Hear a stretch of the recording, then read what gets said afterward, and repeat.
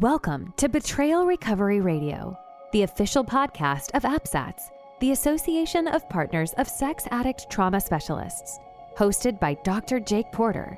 APSATS is a nonprofit organization providing professional training and compassionate support to partners affected by problematic sexual behavior and betrayal trauma. In each episode, Dr. Jake guides a conversation of enlightening insights and practical tools to empower those affected by sex addiction and betrayal trauma to use their voices and live their values.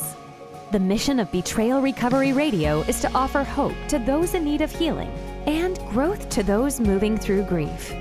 And now, here's your host, Dr. Jake Porter.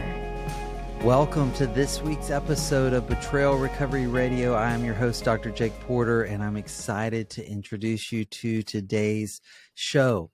Betrayal can be devastating to your partner and to your relationship, but many couples still love one another and are committed to mending their relationships. In order to do this, it's important for the party who was unfaithful to understand the traumatic nature of betrayal and understand how to respond sensitively to their partner's pains. It's also really critical that they adopt a stance of honesty and transparency and commitment in their relationships. And this often includes participating in a facilitated therapeutic disclosure and an emotional restitution process. Today, to help us go deeper on these ideas and concepts and needs, I'm going to share with you a conversation that took place between Dr. Barbara Steffens and Kathy Reynolds. Dr. Barbara Steffens really needs no introduction on this podcast. If you've been a longtime listener, Barbara Steffens is a licensed professional clinical counselor. She's a certified professional coach. She is also the founding president of APSATS, and her work in the field of betrayal trauma has really revolutionized things in a way that cannot be overstated. She's going to be joined in conversation with Kathy Reynolds, who is another APSATS trained coach and works with me here at my practice in Daring Ventures. And the two of them are going to talk about these essential components for relational recovery after the discovery of betrayal. Both of these ladies have lived it. They now work it professionally, leading others through this process of healing. And you're going to gain a lot of insights from them as they move their way through this conversation. So sit back and enjoy and learn from this conversation with Kathy and Barbara.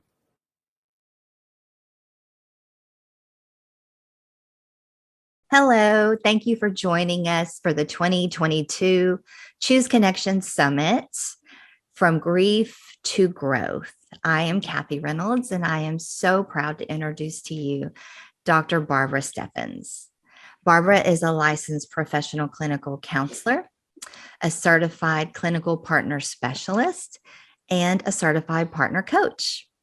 She specializes in helping women recover from sexual betrayal, and is also a sought-after speaker and presenter on special issues related to partners of sexual addicts.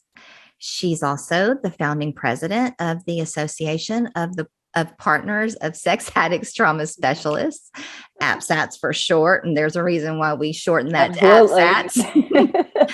APSATS is an organization that provides training and certification of clinical partner specialists and partner trauma coaches. Barbara has counseled and coached betrayed spouses and partners for over 20 years, and her research on trauma after betrayal has revolutionized the field. Barbara also consults with other professionals and provides training for those who want to help partners heal.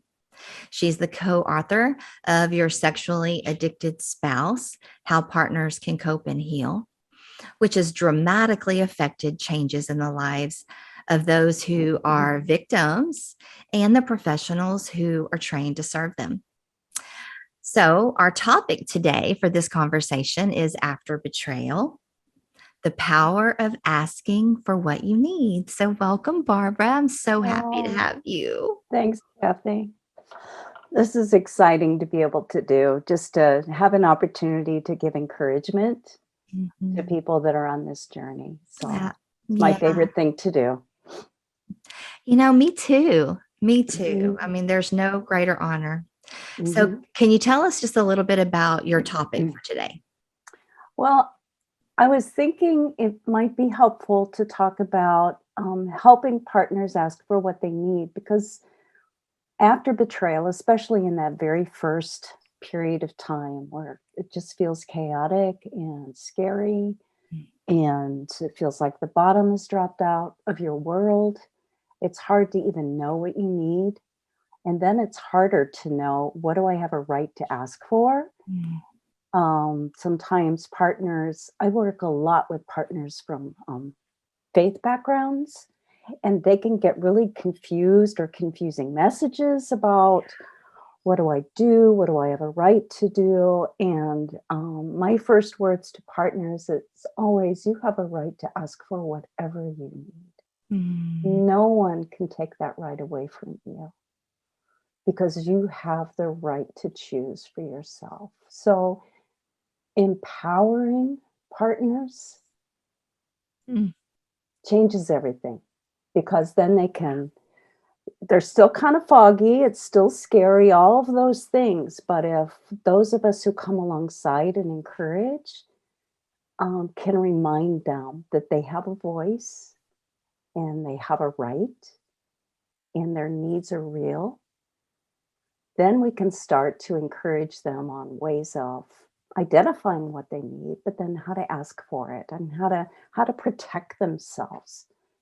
Because, they feel so vulnerable. They feel so raw. They don't know what's going to happen next. It just feels chaotic and crazy. So first steps is usually just, what do you need? And they'll say, I have no idea what I need. So just starting to unpack that with partners. So I just wanted to talk about that, and then maybe give a really simple process for thinking through, what do they need? And then how to put that in a statement for yourself, and probably a statement for your loved one, so that they know what you need, and then what you're going to do if they can't give you what you need. Well said. And so that's what it is. Yeah, I appreciate you adding that part about maybe your loved one, because some boundaries and requests don't have to be spoken. They're for us. Yeah, that's right. That's right. Yes. Thank you so much for that, Barb. I mean, as you're sharing, I just, because I am a betrayed partner, and I just feel it in my gut, just the fire in my belly of getting to empower women to ask for what they need. Yeah. It changes everything. It truly does. And just to see the look on their faces when we tell them, you can ask for whatever you want, is just priceless. Yeah. And to watch them just come up out of that muck and empowered and learn how to ask for what they need, even though it's kind of like a baby fawn just learning to walk. But it's just beautiful. Yeah. So let me just ask you, how did you get into doing this work, and how long have you been doing it? Oh my goodness. Well, I've been doing it for probably 25 years now. I say I'm trying to move into some kind of retirement, which really just means I'm shifting focus a little bit. So like, I'm not president of APSATS. I help, and I'm doing some other things for APSATS. But how did I get into it? I was a trained clinical mental health provider, and had worked with women and children who were in abusive situations or experienced relational trauma, staff of a church. So I'd done a lot of things. And then one day I went to my computer and I clicked on something, and it changed everything. And so in the middle of the fog and the craziness of that,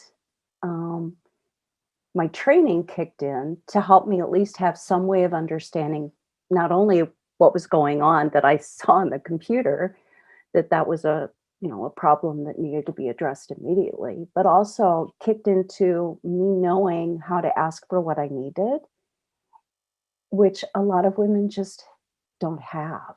Right.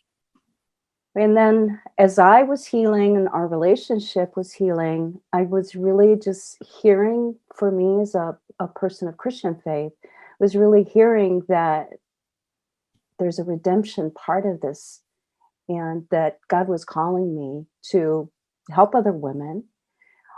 So I started to do that. And as I started to hear their stories, I recognized trauma. But no one was talking about trauma. They were calling partners these other things like co-addicted or co-addict or codependent or co-something, Right. rather than recognizing that their life just blew up and that their whole body, mind, spirit was shattered and confused and traumatized. So that then led me to go back to school, which is always a crazy thing to do, get my doctorate so that I could do research. And so I did the research that then became the focus of the book, Your Sexually Addicted Spouse, which was that partners experience extreme trauma. Not all, but most. 70% in my study met all the criteria for post-traumatic stress. That's significant. And so then I knew that this is what I was supposed to do, was to get that word out, that this is real, this is trauma. And so I started to speak professionally with other clinicians, and the rest is, now we have APSATS, now we have trained partner clinicians and coaches and training, and the field has changed. It really has. It's just amazing. I'm so grateful that, this had began before my own personal discovery. I don't know. I can't imagine where I would be without this. So I'm personally, and I know I speak for all the other women out there when I say thank you for giving your life to us and to better us and even our marriages and our families. So thank you. Thank you so much. So tell you what an honor. Yeah, it is. It is. So earlier you had said, when you were talking about the initial impact and the partners just not having a clue what they need. I remember a friend of mine actually, and I said, who had her discovery, and I said, what do you need? And she's like, I don't know what I need. Tell me, what do I need? Yeah. And so that's my question for you. What are some common things that partners need for their own health and growth? Well, early on, they need to breathe.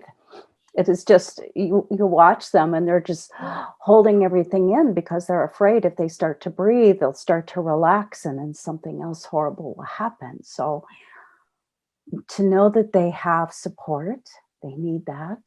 They need to know they're not alone. They need to know that there's nothing in the world that they could ever have done or could do to cause this to happen to them, that it's not a reflection of them, but everything in their mind and their brain trying to figure out, how did this happen? One of the first things they're going to think is, what did I do wrong? What didn't I do I shouldn't have done? Because we want to feel like we have some control over things that happened to us, but this is something they couldn't control. They didn't know. So they need to know that. They need support around that. And then they need to exercise their voice. Now that can be a hard part, because if they're not breathing, it's hard to use your voice. Right. If you're not don't know what you're thinking and feeling, it's hard to use your voice. So it's settling into a process of saying, my voice matters, my needs matter. And that's going to take cheerleaders, the people that are going to remind them that you are valuable, you are worthy, and you are worth caring about and caring for yourself. So they need support. They need lots and lots of support. Healthy support. Healthy support. And they need to identify, because there is a lot of unhealthy support, a lot of voices that might give them all sorts of crazy advice that doesn't match where they are. Right. So, but part of the problem of identifying what you need is identifying it, knowing what it is, but perhaps just because of what we know addiction is like, if someone's been betraying you and being secretive, sometimes that partner has had her voice eroded in the relationship, that they've learned that their voice doesn't matter. Or maybe they learned as a child that their voice didn't matter. And so even getting the support enough to start speaking or thinking about what would help me? What do I need right this moment? That may be a brand new or a healing place for a partner. So again, that's why support is so essential in this early time, so that someone else can remind them that they have a voice. They have a right to use their voice. So when I talk to partners about using their voice and asking for what they need, I always have to be aware that it may not be safe on many levels for them to do that directly right away. Right. So a lot of when they're using their voice, it is for them. It is for their health, their welfare, their good, their protection. Right. So what are some of the other situations that would make it difficult for a partner to use her voice? If there's been, chronic emotional kind of manipulation, abuse, if they've been told that what they think is stupid, that they don't have any right to speak, if they've been told, as a woman, you're not allowed, if they get those kinds of messages. So it's more that chronic sense of, I don't have a right to take up space with my voice. Right. Then it's going to be really hard to start to use it. So it's going to take practice, and it's going to take, again, lots of support and encouragement, and knowing that perhaps their voice is used internally. They're stating a boundary. They're stating a reality to themselves, first and foremost. And then if it starts to feel safe enough, then they do that outwardly, perhaps in their relationship. But it starts inside of them. I need, I deserve. It's okay for me to expect. I need some distance. I need some sense of security. I need to know what in the world just happened. So that starts internally. And then we help them start to talk about how do they set that boundary externally to protect themselves. Yes. And to your point, it starts with their worthiness. And when they begin that exercise of, and you're going to talk more about how to actually have those conversations, but even then they're going to experience pushback, and they're not going to do it perfectly. No. And one of the beauties, I think, of healthy support and community is to take away the shame of feeling like they didn't do it right. Because when you've not known how to do it your whole life, and now you are in this position to exercise your voice, exercise your right to ask for what you need, you're not going to do it perfectly all the time, and that's okay. That's okay. There is no perfectly. No. There's no such thing. No such thing. So just take that off the table. There's no perfectly. Exactly. It's going to be, you're going to experiment with, how do I want to be? How do I want to show up? How do I want to be in this space that, from my belief system, God has given me this life. And so how do I want to be in it? Yes, absolutely.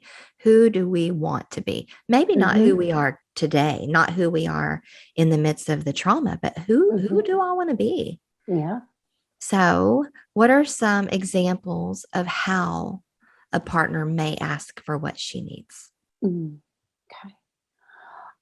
Is it okay? I want to go ahead and just share. I did some PowerPoint slides, so I'm going to share my screen, and that'll get a little wonky for a second, just as I set it up. So can you see that okay? Yes, ma'am. Wonderful. All right. So first of all, you kind of have to have an understanding of when do I start to say what I need? Mm-hmm. And then when do I communicate it? So when is it necessary? When is it important to me? Okay. So the kinds of things I listed here are just like when you don't feel emotionally, physically, sexually safe. Yeah. Now, sometimes it's hard for partners to identify, well, of course I'm safe. He's not hitting me or something like that. So do you feel secure? Do you feel like you're allowed to be who you are? Do you feel like your relationship is at desperate risk because of the kinds of behaviors that your loved one's engaged in? Then that doesn't feel safe. So you're feeling unsteady. So think of safety like that. Is something putting me or putting the relationship at risk? Right. Then that's when it doesn't feel safe. So that can be emotionally, I'm not feeling validated or valued or honored. Mm-hmm. I'm feeling abused. I'm feeling mistreated.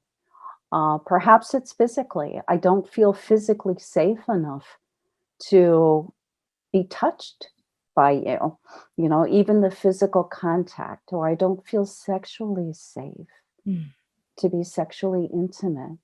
If I know that you have been acting out, or I don't know now what you are doing. So it's those kinds of safety needs. So emotionally, physically, sexually, spiritually, we could add. So it's that sense of not feeling cared for or safe in the situation or in the relationship. Okay. You can also communicate kind of this boundary or a statement of need if you feel that you're experiencing manipulation in the relationship, like someone's trying to make you feel a little crazy in the things that they're saying. Communicating boundaries can happen when something happens that's triggering you. So a trigger is what brings back the memories, and you're having that emotional and physiological experience of, this is going on right now. I don't feel safe. So say someone is doing something like they're on their cell phone all the time. And when you see them on their cell phone all the time and they're just scrolling, that triggers you, then you might say, that doesn't feel good to me. I feel really unsafe when that's happening. Then that would be a trigger. And you could then make a statement or a boundary around that. Okay. Or whenever else you feel the need to. Once you start to identify what a boundary is and what it isn't, then it's easier to start to identify when they're needed. Mm-hmm. So one thing that gets confusing is sometimes people think that this kind of boundary, setting a boundary, is telling someone else what to do, or it's punishing someone else. Mm-hmm. It's a consequence on them. And it's really not. A boundary, this kind of communication, is really you stating what you need. Right. And asking for what you need, making that request, but then also saying, if I don't get the kinds of things I need to feel safe, then I will need to do something. So a boundary is always something that you have control over on how you're going to respond, which again is a really empowering process once the partner gets that it's about, what am I going to do? And that's hard, because then you have to figure out, what am I willing to do? Yeah. What can I do right now? And it doesn't have to be this huge leap. Right. It can be the tiniest of things that empowers the partner to say, I can take care of myself. I can do things that are going to help protect me. So that's what a boundary is. Well said, Barbara. Yeah. Again, we get really confused. We have partners have all these consequences lists. If you do this, you're going to have to do this and this. And I'm going to, how do you enforce that? Yeah. And so go back to what is empowering is, what are you going to do? How are you going to show up? How are you going to stand up for yourself? That's right. That's when growth happens. And it's so exciting to watch it happen when partners start to do that. And I will, often facilitate a boundary orientation between a partner and her husband. Mm-hmm. And I, to put his mind at ease, I said, this is not a laundry list of what you can and can't do. Mm-hmm. This is what your partner needs to feel safe, Yeah. engaging in relationship, and to be willing to stay and leave space and room for you to heal and be a part of her healing process. Mm-hmm. So boundaries are an agreement. Yeah. I They mean, are. they are an agreement. He has the right to say no. Mm-hmm. And to your point, she gets to decide what she wants to do with his no. Yeah, absolutely. It's totally her. Absolutely. And she may choose to do nothing and just Mm-hmm. put that information away as important data for her. Mm-hmm. She may choose to impose a consequence. She may make a choice to do nothing. Yep. It's still her choice. Yeah. So Yeah. I So love I want to, boundaries. yeah, they really are amazing. But Yeah. for a lot of us, we didn't learn these. We weren't allowed to have these. Our voice was squashed. And so again, part of the beauty of helping a partner start to come into this for themselves is it not only impacts their relationship with this person who just shattered their life, it impacts everything. And it mostly impacts their sense of love and care for themselves. Mm-hmm. So I want to go over a simple kind of formulaic kind of way of setting a boundary. So it's as simple as when whatever it is someone is doing, I feel, or it brings up for me, so I respond. And I need to feel or I need to experience. Therefore, if this happens, happens again, I will. And then it's whatever that person will do. So I'm going to give an example. So let's say your spouse says they want to do recovery work, but you don't see your spouse doing any of that work that they said they were going to do. And they said, yes, I want recovery. I'm going to do whatever it takes. But you're not observing it. They're not reading. They're not going to group. They're not making regular appointments with their therapist. They don't have an accountability person, whatever that looks like. And for the partner, then they're starting to go, what's going on? I don't feel safe. Is he really wanting recovery or not? And then we work with, well, what do you need? What do you want to be able to see? And what are you going to do if that doesn't happen? So then I put together, this is like a sample boundary statement that a partner can give if they're not seeing their loved one do recovery work. So when I don't see you doing the recovery work you said you would do, so I'm not observing it. You may tell me all day long, I'm not seeing you do your recovery work. I feel really unsafe. And I'm sad and I'm afraid. I don't want to feel like that in a relationship, and I shouldn't have to. So there she's saying what she feels and what she needs. Right. I need to feel safe. If you don't show me that you're doing recovery activities, I will have to assume that you're not. You're not doing what you said you would do, and I will take action to protect myself.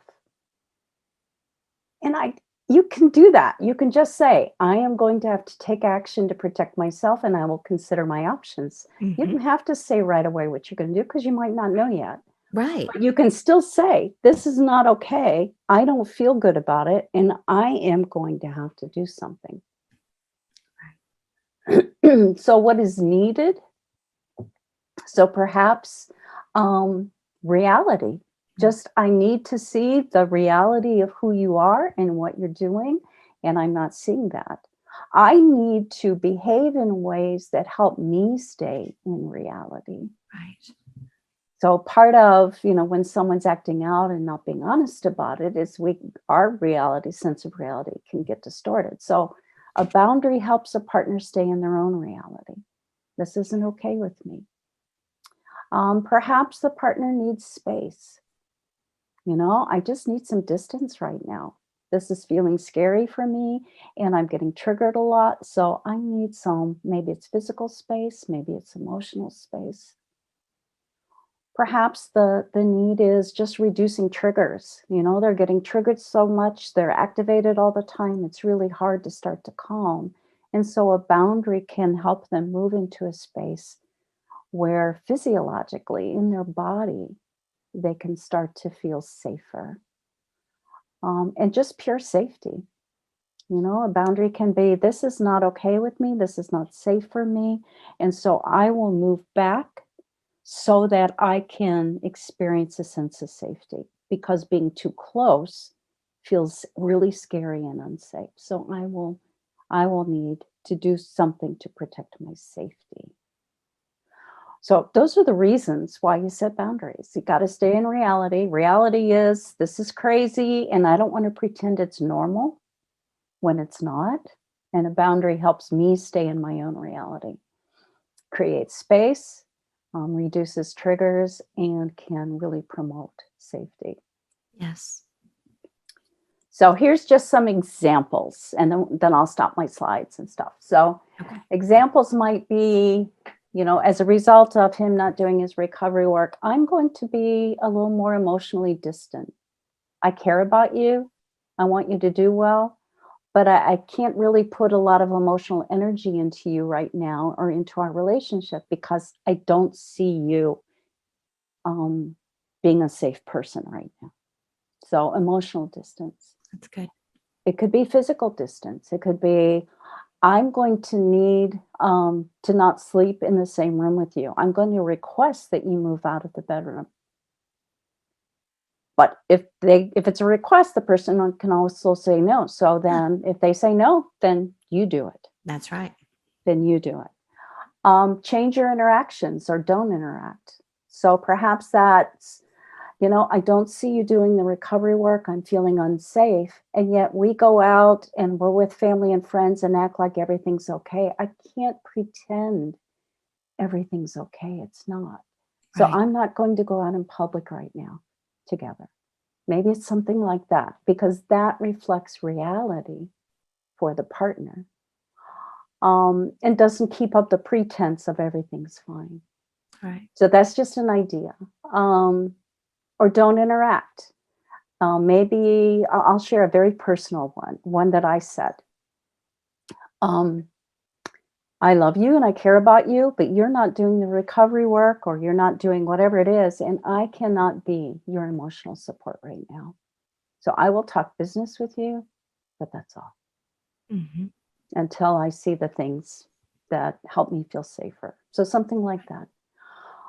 Change what you do for the relationship. Again, if reality is this is a fractured relationship, you don't see the person contributing to creating safety in the relationship, then what can you stop doing in the relationship that reflects reality for you? So I will work with partners who say, yeah, I still cook dinner every night, or I do everyone's laundry. And I go, you do everyone's laundry? And I just like, it's just the question of what would it be like if you just stopped doing that? Yeah. Just to reflect the reality of things are not normal. Things are Right. not the way they should be. Or, whatever that is. And you can get really creative, but it can be a tiny thing, but it reflects reality of I don't feel safe, or this is not okay. Provide a time frame. I can hang out for 3 weeks and see you do this, but after 3 weeks, then I'm going to have to think about what I need to do. Yeah. If you want to do that. And then obtain outside support for your boundary. It's really helpful if you're to this place of stating what you need and using your voice, that you have some support person that knows you're doing this, because they can check in with you and say, how's that going?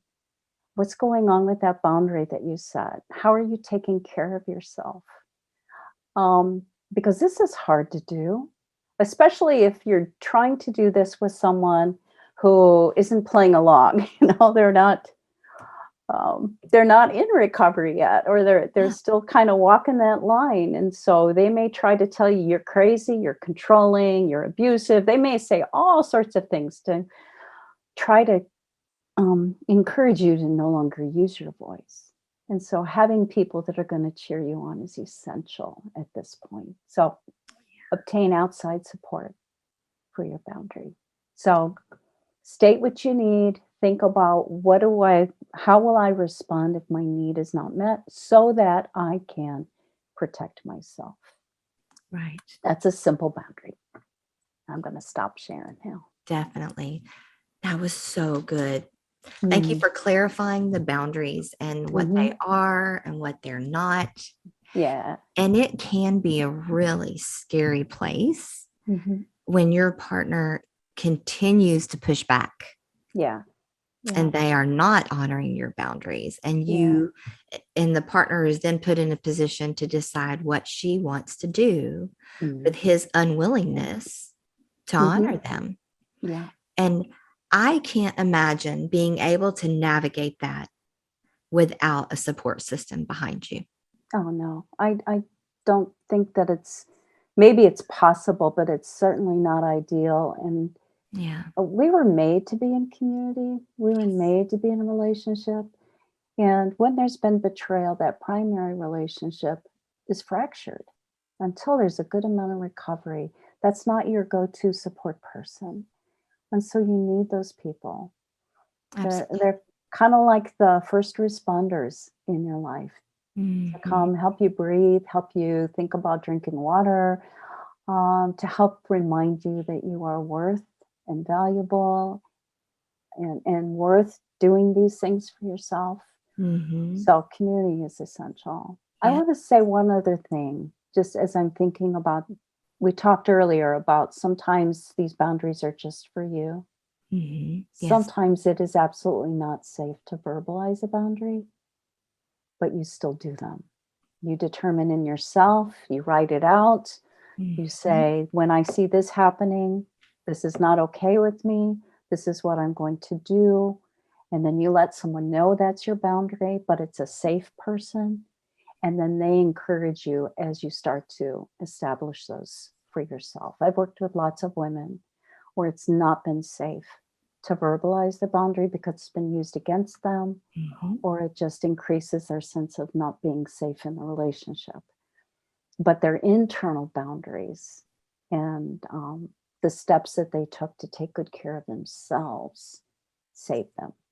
Yes. So I just want to encourage, just as we're talking about the role of community here, for safety, community is essential. And for encouragement, community is essential. It really is. And, Barb, that was a part of my story. It was not safe I had taken all the steps of setting these boundaries and making requests and pushback. And I had got to the place to where I had taken care. I knew internally what my next step was going to be. I shared that with safe people, but I did not share that with him because it would have not been safe for me, for my children. And that was the step of divorce. And he did not know I took that boundary until he was served. And it was a very difficult decision. There's a lot of women who find themselves in that position. And, to those women, I want to say that sometimes the boundary of divorce it doesn't necessarily have to be the end, and it can be the next step in your process, or it could be the end. You get to decide. But the point is it's not always safe to say to your husband or your partner, if you do this, I'm divorcing you. Right. It's most of the time that's not a safe statement to make. Yeah. So. And especially if there's any kind of physical or sexual abuse that's gone in the relationship. Yeah. Remember, a boundary is for you. That's right. All you're doing is communicating to another human being. When you communicate a boundary, you're communicating to them how you're going to care for yourself. That's right. And you don't have to share that. But it's still important for you to know what those values and those boundaries are for you. Yeah. So again, do that in the context of safe relationships that can support you and encourage you as you're figuring out, what are my bottom lines in the relationship, or what do I need today just to get through the day? Absolutely. But have them help you set those for yourself. And then if you feel safe enough, and if this is, the relationship has a chance here and it's safe enough, then it's important to communicate those boundaries. But you don't ever have to. Again, we are empowering women, empowering partners to take good care of themselves and to act on their own behalf, to ask for what they need when it's safe, but certainly to take action to protect themselves and to find safety. Absolutely. I know that there's going to be women watching this who are going to rewind, pause, write, rewind, listen to it over and over again until it becomes true for you, is my encouragement to women. So if you could suggest one thing for betrayed partners to do to help themselves heal after betrayal, what would it be? Oh, we've already talked about it. Get in a community, find connection. When I was dealing with this, there was nothing, absolutely nothing. My first work with partners was making myself available in the basement of a church if other women needed support. So, and that's a lifeline. So, and now we have so many options and places for partners to connect with others who are going through very similar things, same things. So find community, because they're going to be your cheerleaders, your place to go to find sanity, to get encouragement, to receive prayer, all the things that you need. When your other support systems won't know how, this community is a ready-made group of people who get it. Yeah. You don't have to explain it. Absolutely. Yep. And especially, I'm glad you mentioned about the church basement, especially within the church. I would love to see churches all across the world, adopt the need for a group specifically for a partner. Yeah. Because this betrayal changes us. And there's a lot of shame attached to sometimes our reactivity and some of the words that may come out of our mouth, or the behaviors that we engage in that are not typical of our character. And to have a safe group of, like-minded Christian women who accept you without judgment, just that alone reduces the shame and helps us heal, helps us grow, helps us feel empowered. So, I really, that's one of my prayers, is that churches have that. Yeah. And one of my passions right now, and one of my endeavors with APSATS, is putting together training for faith communities on how to be safe places. So I'm really excited about that. So we're doing betrayal, trauma, religious leader training now. Oh, it's so needed. Yeah. It is so, and I'm sure we'll be hearing more about that in the future from APSATS. Yep, you will. Okay. So since we do have a little bit of time left, I would like to ask, what did the process look like for your own healing and growth? I had a hard time finding support and finding my community. Yeah. So I had a couple of really, really close friends, and they became my community. And then eventually I developed a community. So I started offering, like I said, in the basement of a church. No one else is offering this for partners, so I'll sit here with you. And so I learned from them, and they learned from me. So that became my community. But it was not ideal, but it worked. I got my own therapist for a while, and that was wonderful. And she didn't really get it, but she understood me, and she valued me, and she affirmed me, and she did the things that helped. So yeah, and finding purpose and redemption being really, really firm on my boundaries. I didn't know that I had the capacity to be as firm as I was. And that helped me a lot. Helped me put energy into myself and what do I want and what do I need? What am I called to do? And I am a stronger, more courageous, and just a more alive person now than I was before.